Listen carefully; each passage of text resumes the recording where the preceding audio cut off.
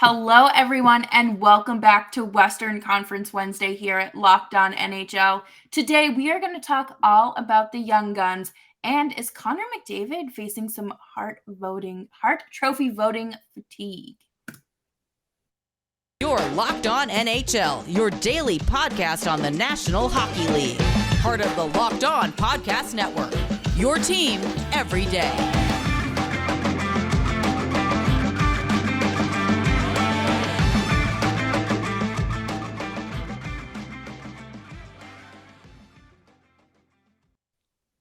Well, hello everyone, and welcome back to Locked On NHL. Here we are having our weekly Western Conference Wednesday. As always, I'm your host, Jess Belmosto, joined by my partner in crime, Brett Holden of Locked On Oilers. Brett, how are you doing tonight? I'm not doing too bad. How about yourself? You know, I have the Flames on in the background. Everything feels right in the world. Everything is just coming together. And I think there's a lot of things coming together for teams and players, kind of as we speak and watch the regular season where we are inches from it. Inches. It feels like it. That's good. I forgot the Edmonton Oilers are playing right now. I got to get that on too. But And today, as you mentioned, we're talking about the youth. And I mean, who knows more about the youth other than the Edmonton Oilers, who have had numerous first overall picks? But we're going to talk about a guy, a first overall pick. Well, actually, he was slated to go first overall for a very long time. Draft day came and he didn't go first overall. He went fourth overall to the Seattle Kraken, and that is Shane Wright. And it sounds like Shane Wright, according to Seattle Kraken general manager, is set to spend the season with the Seattle Kraken. Jess, this was something that we kind of talked about here and there over the last couple of weeks. Would there be a rookie from this year's draft in the NHL? Who would it be? Would Shane Wright be there for the Seattle Kraken? And it sounds like he will be. Jess, what are your initial thoughts on this? He was born in 2004. Okay. And that just makes me feel really old. But also, like, in the hockey side of things, I think that that's exciting to see. We really don't see too many players make that jump unless you are like a Connor McDavid, right? There's just players that hit that, the checkbox and check off all those boxes for their coaches, for the front office, and to be a successful member of this team. And considering that he's 18 years old, and I'm going to assume 2 years leading up to the draft, his development was probably hindered a little bit depending on, where he was able to practice and whatnot. But that's incredibly impressive for him, but also for the Kraken and what this means truly for the future of their roster. Yeah, and we know too, obviously, this is the second full season for the Seattle Kraken. They're a young team, and obviously, Shane Wright is a young player as well.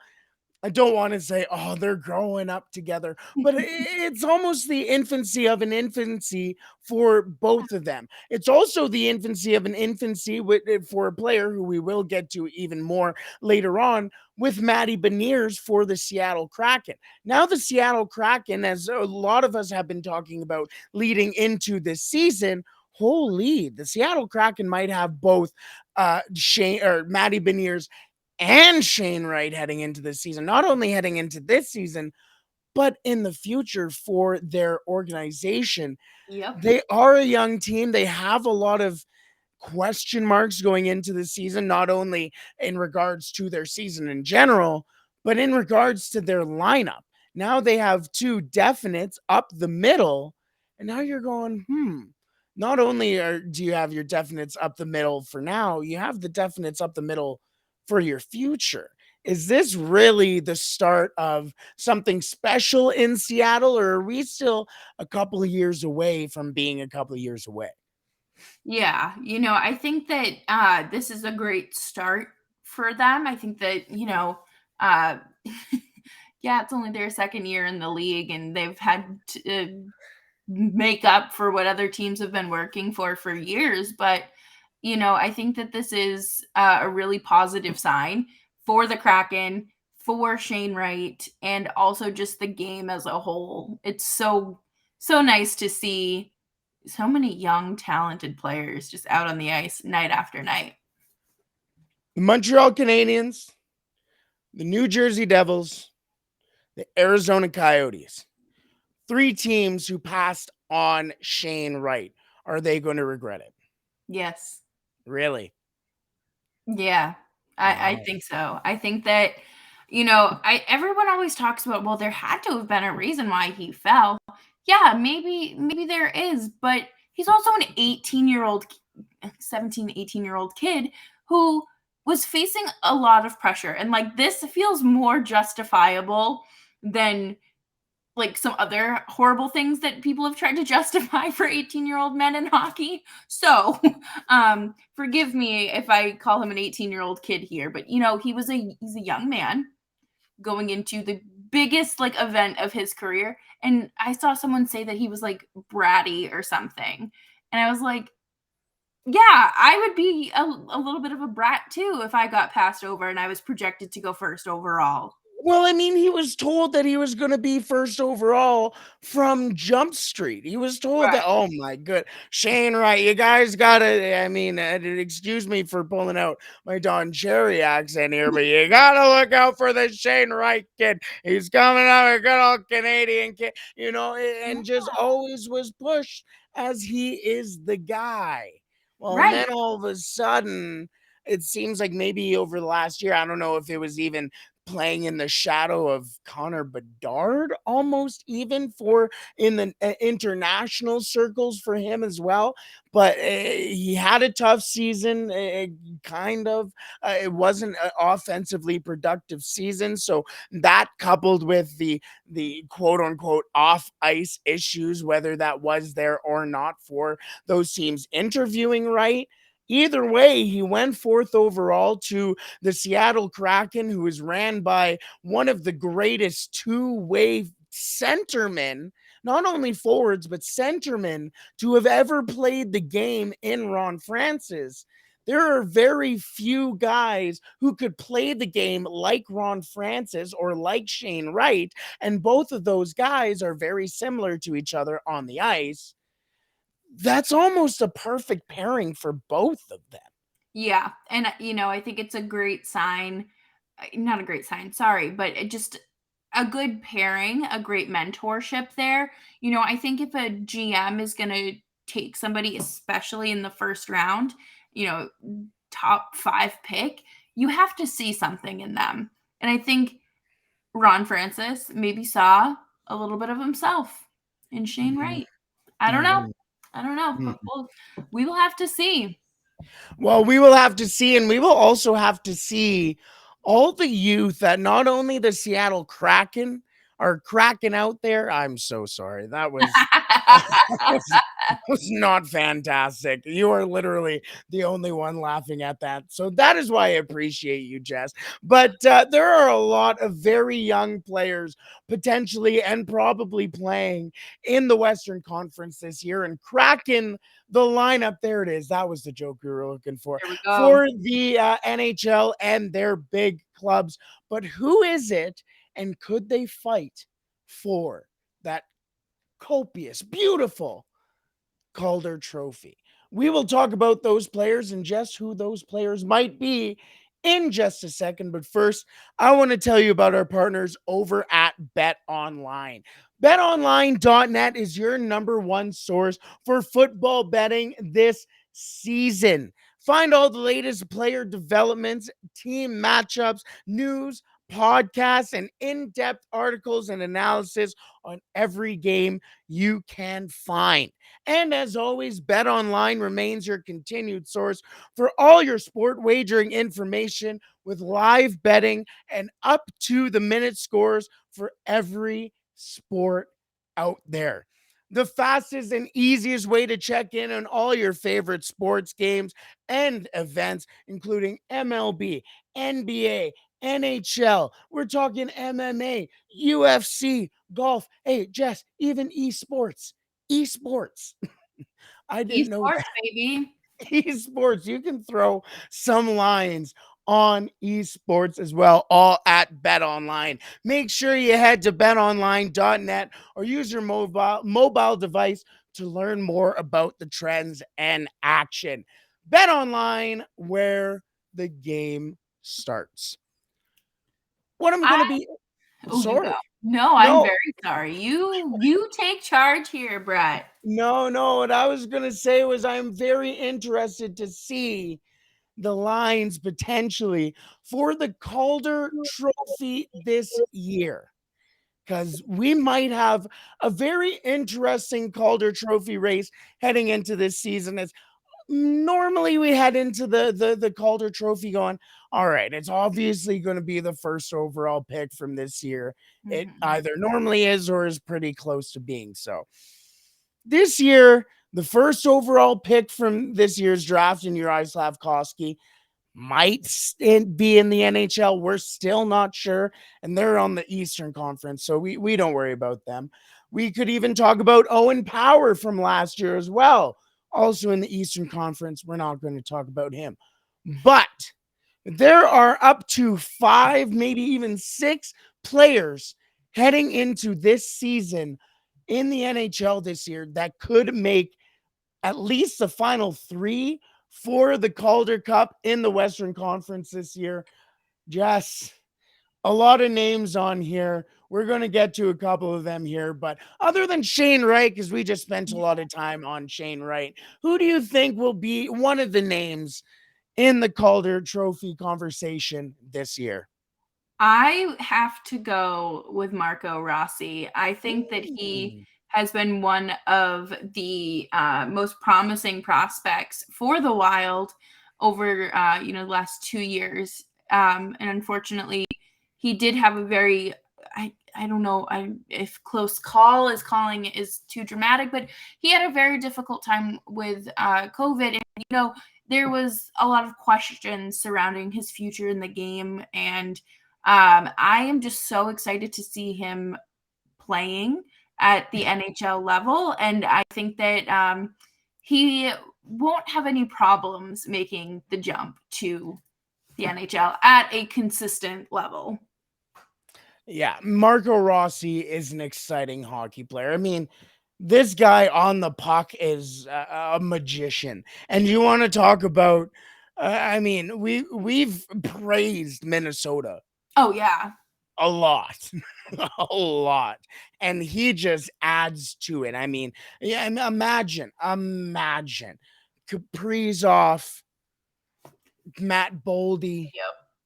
Eriksson Ek, Greenaway, Marco Rossi, all in the top 6 for the Minnesota Wild. It's gonna be a Matt problem. Boldy, he's right on the cusp of being in that conversation of the Calder Trophy as well. I believe he just ran out last year, so he won't be in the conversation this year.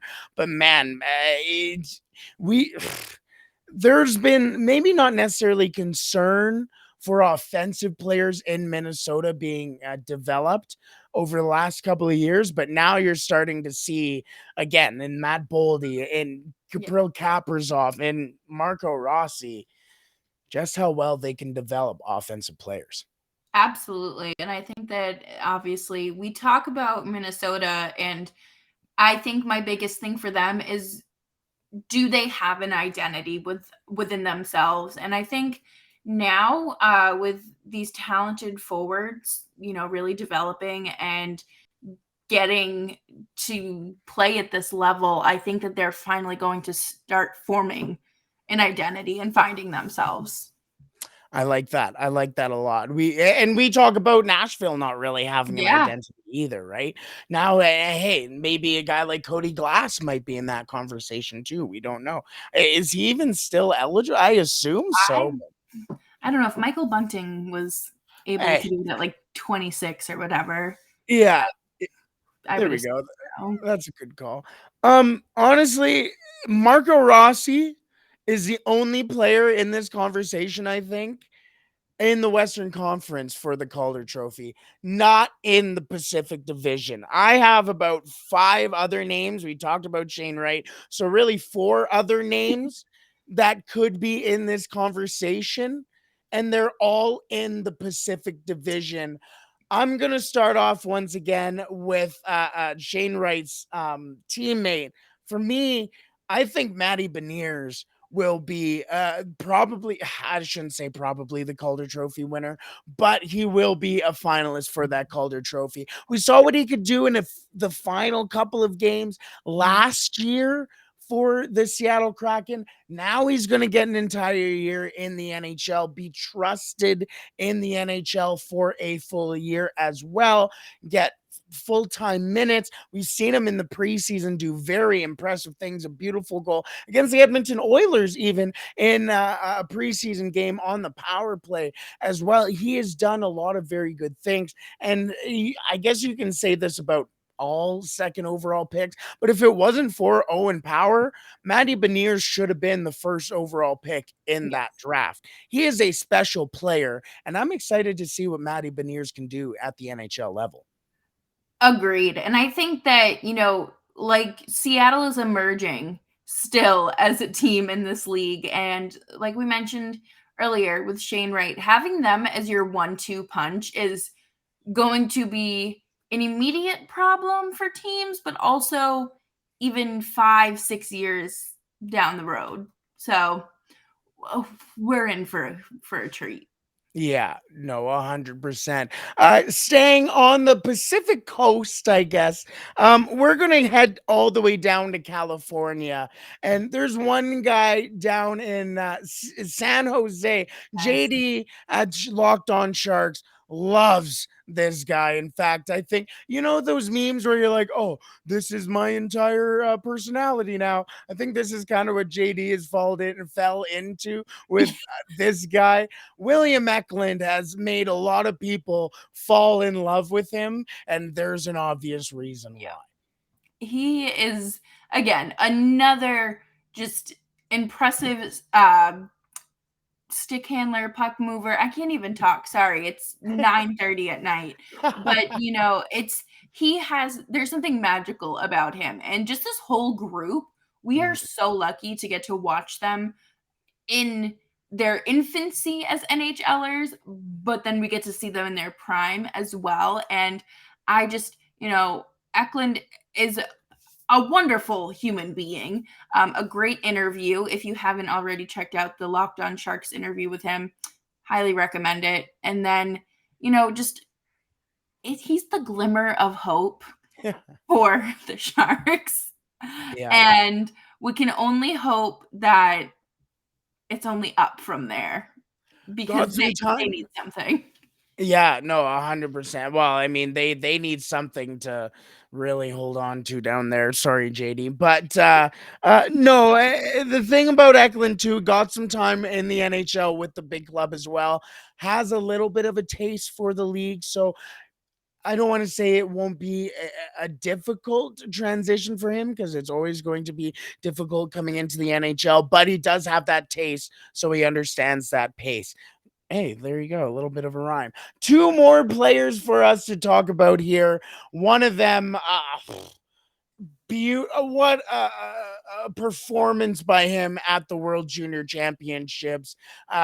Started a bromance almost of sorts with next year's first overall pick in Connor Bedard. A lot of people want Connor Bedard tossed into the lineup with Trevor Zegras and this guy, Mason McTavish.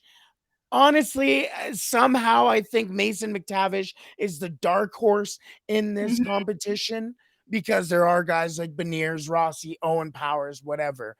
But Mason McTavish is unbelievable. And he's going to be playing next to Trevor Zegras. How terrifying is that for the league for a player who's coming into his first full season in the NHL? That's a problem. And as a Pacific Division team here, I have to say, again, this is another team that is going to cause problems for years to come. And oh, good, the Flames are losing 3-0 to the Jets. Nice. That's quick. Love to see it. Um, but I think, I hope that we can come back to this in 2 years and say that we were right. But I think that McTavish has true captain potential. I think that he could be the heartbeat of this team. We think that Trevor Zegras is that guy right now. Something about McTavish and the way that he carried himself through Worlds, and I will say that he's the dark horse for the Calder, but also probably a top candidate, I mean, in my eyes, for the next captain of the Ducks. I love that. I love that. They're a young team. They're a team who needs somebody to step up. And if that is going to be a young guy who's stepping in there, then who's going to stop them? Right. Like Not Nick Ryan Suzuki Getzlaf. over in Montreal. Exactly, 100%. I love that, and totally, he led the Canadians through. I don't want to say a difficult tournament, but for the Hockey Canada players who had a lot of noise going into that tournament, he was an instrumental part for the players on that team to really move through that tournament, and for what a gold medal that was. In fact, it was his stick who prevented the Finns from winning it in overtime. In that inch close block with his stick in the crease on the goal line. That I love that. It just a guy who is willing to put everything on the line for the win. Everybody talks about Zegras, but you have this kid coming up, Mason McTavish. Oh, I love that. I dig. I'm here for that. I guess those are the qualities you don't really always see in a player all the time, and it takes a lot to see that in a player. I dig that. Somebody who I think, and we were talking about how much I hate mentioning the Oilers on this show, but this guy may have won the preseason MVP, and we're still 3-4 games left in preseason. That's Dylan Holloway. A lot of the guys in Edmonton are calling him Hollywood already. It's going to be his first season in the NHL coming up. He has worked his way into the lineup. I can talk for days about this guy. But for you, Jess, for somebody who doesn't necessarily see him every day, what's kind of the feeling around the league for Dylan Holloway, do you think? I feel like he's underdog and one of those like dark horses that isn't quite well known enough yet. And I think that everyone's going to know his name, and it's for the right reasons. And I wouldn't love to see him win something. I'm sorry. Sure, he's a great person, but I can't root for the Oilers in any capacity there. I think hey, we do love an underdog. We love anyone who can, grind their way to the top, and go Dylan Holloway. Go Dylan Holloway. I'll tell you what, he was a player who really, he started off the season on the third line, or the preseason at least on the third line. Now tonight for the Edmonton Oilers, he's playing next to Connor McDavid. His last game was playing with Leon Draisaitl. He had 3 goals and an assist. That has to be terrifying. That's the thing. It has to be terrifying because you're sitting there going, I have to play Connor McDavid, Leon Draisaitl, this player, that player, keep on going. And then at the same time, you don't even know what this guy can do still. And then you have to go and try and play hockey against him. Man, it is. The Edmonton Oilers could be terrifying, but Dylan Holloway with his foot speed, with his skill, with just how difficult he is to play against with his foot speed. I don't even know if I've mentioned that yet. He is going to be a terrifying hockey player. That is certainly a player I will keep in my back pocket. And actually, I don't know. I didn't draft him in fantasy. I drafted Bouchard instead. Oh, I dig it. I dig it. Full transparency, at this current moment, my fantasy draft just started and I just picked Cale Makar. So you want to talk about defensemen in fantasy? Yeah. There you go. Sorry. No, you're fine. I'm glad. I know we are cutting it close here. So to wrap up the show, we can absolutely bring it back up north to Edmonton to talk about Connor McDavid. Brett, what is it like watching, like rooting for your team? Like you've been a lifelong Oilers fan, and then you talk about the decade of darkness and how awful it was. And then, there's rumblings of this kid, Connor McDavid. What has it been like following him from whenever you started following him to hearing his name get called at the NHL draft? Yeah. So for me personally, the first time I heard about Connor McDavid, he was about 14 years old still. He was with the Toronto Marlboros, and they had a special about him and Josh Ho-Sang in the Hockey News, little magazine. And not little magazine, obviously. The Hockey News is the big magazine, but the magazine that I was reading. Remember magazines? But Right. yes, I was reading this beautiful piece about him and Josh Ho-Sang, and I remember I was looking at that piece, and I'm like, the Edmonton Oilers, I just know are going to get one of these guys. I thought for my entire life it was going, well, up until 2015, it was going to be Josh Ho-Sang. Well, 2015 comes around, the Edmonton Oilers win the NHL draft lottery, and I was on my way actually walking into Rexall Place back when it was Rexall Place, going to a lacrosse game for the Edmonton Rush when that lottery was happening. And I screamed out that the Edmonton Oilers won the draft lottery.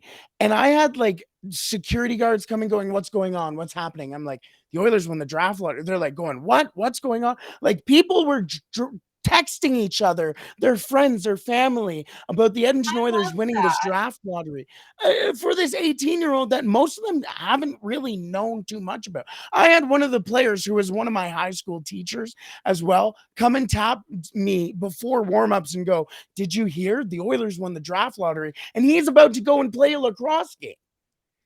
That's how You're much the one that broke the news to everyone. Of course you heard. I was ahead of the curve. I was 18 and ready for my job. But yeah, that is the hold Connor McDavid has had, not only on Edmontonians, on Oilers fans, but in the hockey world. And that is why we're kind of bringing him up here, Jess, is because there was an article written in The Athletic asking, and it's a fair question because we coming out of last year and we go, wait, Auston Matthews? Maybe not most people, especially Oilers fans went, wait, Auston Matthews won the trophy again? Like, why? Connor McDavid was the best player in the league, according to Oilers fans, according to the points. Yeah. So I did a whole episode on things. Everybody talks about Matthews and McDavid. Is there fatigue for voters in this trophy race when it comes to Connor McDavid, or is Auston Matthews, or was Auston Matthews really better last year? No. What do you think? No? No. You don't I think think so? Connor McDavid. No, I think Connor McDavid was better. Really? Yeah. Why? And maybe that's What just because I literally. Okay, this is because I'm biased. I really should Okay. I think that Auston Matthews did have a phenomenal season. I think that he's a phenomenal player. I think that he has more help than a guy like Connor McDavid. And that may help boost his numbers. And, I mean, hockey is a team sport, but this is an individual award here we're talking about, But I feel like McDavid does a lot more on his own, if that makes any sense. Like, yeah, obviously he relies on his teammates, but I feel like he's just more of an individual player, but can also like communicate. This makes sense in my head, and I don't know if it's making any sense. 100%. But no, 100%, 100%. And it's interesting because a lot of people will always go, yes, we all understand that Connor McDavid is the best player in the world. Okay, so then why didn't he win the Hart Trophy last year for a trophy who is for the best player in the league? If McDavid's the best player in the world, naturally you got to think, oh well, he's got to be the best player in the league. So how are you going to hand it over to somebody who, yes, he scored 60 goals. Fantastic. He's again, we cannot take away the skill of Auston Matthews because he is one of the kind in his own. But then people go and say, okay, yes, he's Connor McDavid is in a league of his own. But then everybody goes, oh, there's now Auston Matthews versus Leon Draisaitl, who's the second best. Well, you said right there, Auston Matthews gets help, and then everybody goes, well, Leon Draisaitl plays with Connor McDavid. No, he doesn't. He plays on the second line. The only time he did play with Connor McDavid was when he had a bum ankle, had one ankle, a healthy ankle to play on, and he still got the second most amount of points, one behind Connor McDavid. So I guess here's where I ask the generalized question and the question of the segment.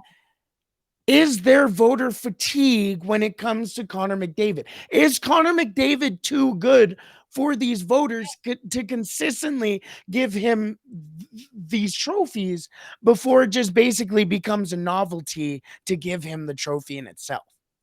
Yeah, I would say so. I think that some people look for every excuse not to vote for him. Yeah. I don't know. I feel like to me, it's a no-brainer. I don't have a vote, but if I did last year, I don't know. I don't want to start a riot in the comments, but yeah, you do have those Flames fans going, hey, whoa, you're praising this guy a little too much. Right. And I feel like a lot of people are going, oh, yeah, of course, the Oilers guy is pumping the Oilers hard. I get that. I understand. Literally cannot stand either team.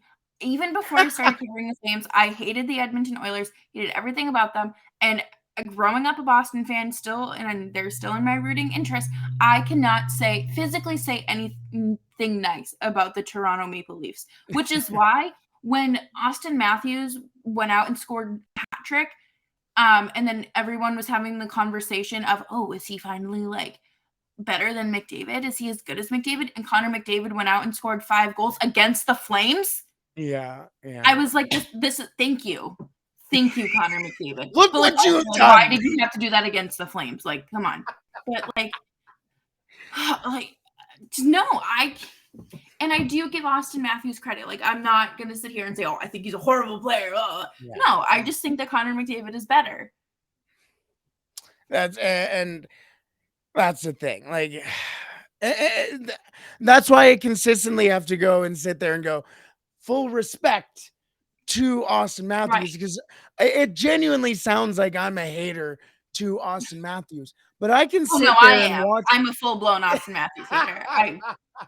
I can sit there and watch an Auston Matthews game and go, man, this guy is good, and respect and hey, there's no one who can shoot the puck in the NHL quite like him, truly. But there's more to the game than just scoring. Yes, 60 goals, and you win the game by scoring more goals than the other team. Yay. But there's more that goes into scoring those goals and preventing those goals. And I know this is a regular season award. Yeah. But who has seen more postseason time? I'm sorry. Uh, Where are uh, you where is Auston Matthews when it matters? Where are his elimination overtime goals? I'm sorry. yep.